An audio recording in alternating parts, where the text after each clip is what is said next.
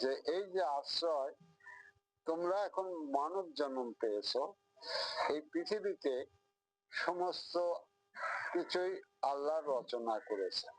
তার প্রথম যদি বলি তাহলে প্রথম হলো আবাতস বাদ খাক আর দিনদার, 6টা মূল হলে পৃথিবীতে যেটা সেটা হলো আবাতস বাদ খাক, আর তারপরে যাই হইতেছে দিন আর রাত, 6টা। সৃষ্টির মাহাত্ম্যে আল্লাহ বলছে আমি 6 দিনে সবকিছু সৃজন করছি, কিন্তু এখানে মূল সত্য কিন্তু এখানে 6টাই আছে।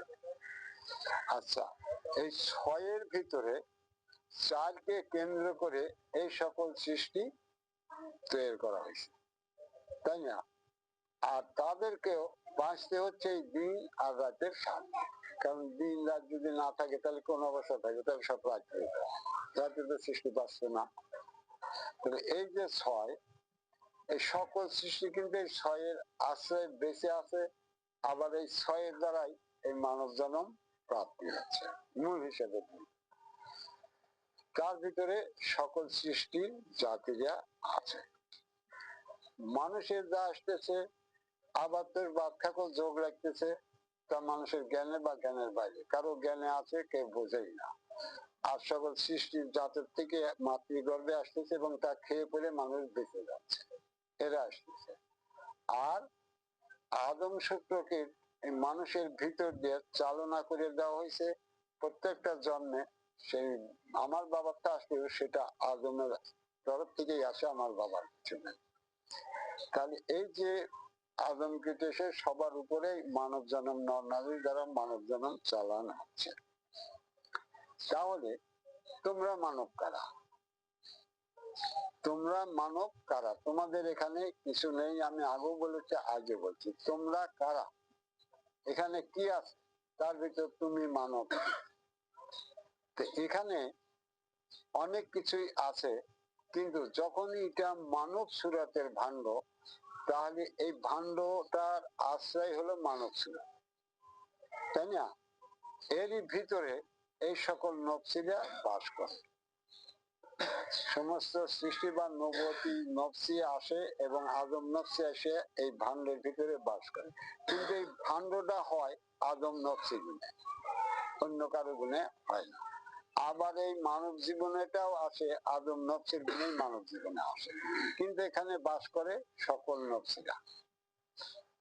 নবুয়তের সকল নফসিরা এই মানব ভাণ্ডে বাস করে এবং তারই ভিতরে আদম নফসি এসে এই আকাশ সুরের ধারে মানব জীবন লাভ করে মানুষ।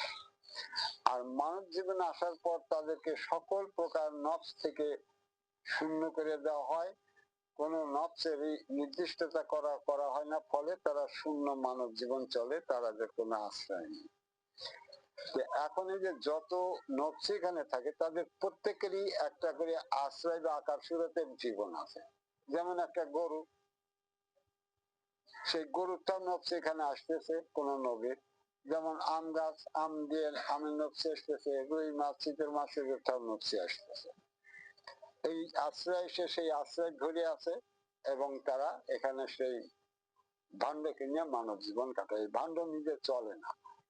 তাহলে এখানে তোমরা মানব বলতে কি আছে? তোমরা কি এখান থেকে কোন নফসিদের কোন আশ্রয় গ্রহণ করতে পারছো? তোমাদের এখানে কিছু নাই, আমি পরিষ্কার করতে এটা বলছি যে এখানে মূল হলো 6 সৃষ্টি, সেটা বললাম। আর বাকি হলো সকল সৃষ্টি সৃজন করা হয়। আর সেখানে আদম আর মোকাররমা বা হাওয়াকে না বোঝো তোমরা, তাকে নিয়ে সেই মানব জন্ম চালু করা হয়েছে, তাই তো?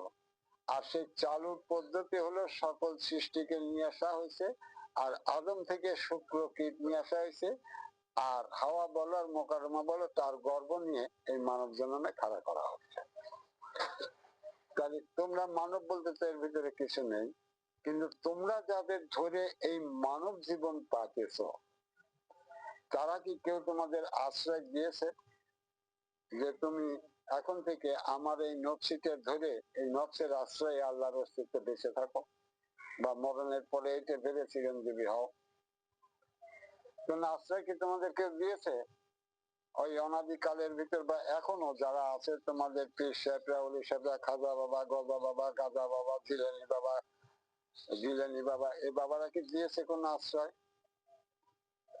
তারা কি বলেছে তোমার ভিতরে এই সমস্ত নফসি আছে, তার ভিতর আমার নফস এইটার আমি মালিক, আমি তোমাদেরকে এই নফসটা তোমার দিক করলাম, এই ভাবে তুমি তোমার নিজের করে নাও। তাহলে এই আশ্রয়টা যদি তুমি নাও, এই নফসিকে যদি নাও, এই নফসের যা কিছু আছে তা নিয়ে তুমি পরবর্তী জীবন খাড়া হতে পারবে, সেই জাতের জীবন নিয়ে।